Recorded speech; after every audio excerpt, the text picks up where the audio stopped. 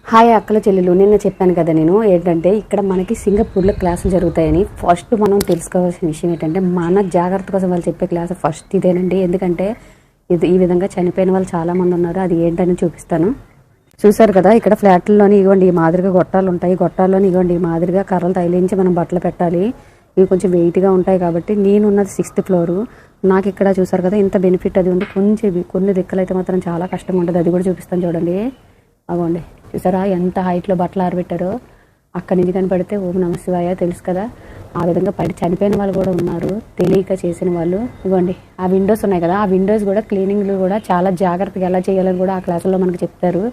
అదే కాకుండా ఇక్కడ మనకి బట్టలు ఆరబెట్టిన తర్వాత ఏ మాదిరిగా మనం తీసి మళ్ళీ ఒకవేళ వర్షం వస్తే కంగారు పడి ఎలా తీయాలనేది, ఆ తీసి ఏ మాదిరిగా మనకి లోన్ అనేది ఇక్కడ ఒక సింగపూర్లో ఒక ప్లస్ పాయింట్ ఏంటంటే మనకి ఇక్కడ వర్షం వచ్చినా సరే ఆరబెట్టుకోవడానికి ఇవ్వండి. చూసారు కదా, అటువైపు ఒక రాడ్డు ఇటువైపు ఒక రాడ్డు పెట్టారా. వీటికి ఈ మాదిరిగా కర్రలు తగిలించుకొని మనం ఈ బట్టలు అనేవి మనం ఇందులోనే ఆరబెట్టుకోవచ్చు.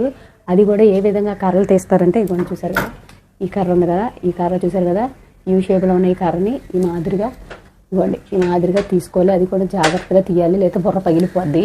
అర్థమైందా? తేలిగ్గా ఉన్న కర్రలు కాటి పెద్దగా ఏం బేజారు ఉండదు. అదే కానీ బరువు కర్రలు అనుకో బుర్ర పగిలిపోద్ది. అందుకే జాగ్రత్తగా చేసుకోవాలి, ఎలా చేసుకోవాలని చెప్పే క్లాసెస్ అవి. ఓకేనండి, మర్చిపోకుండా నా వీడియో నచ్చినట్లయితే లైక్, అలాగే మర్చిపోకుండా కామెంట్, మర్చిపోకుండా సబ్స్క్రైబ్ చేయించండి ప్లీజ్.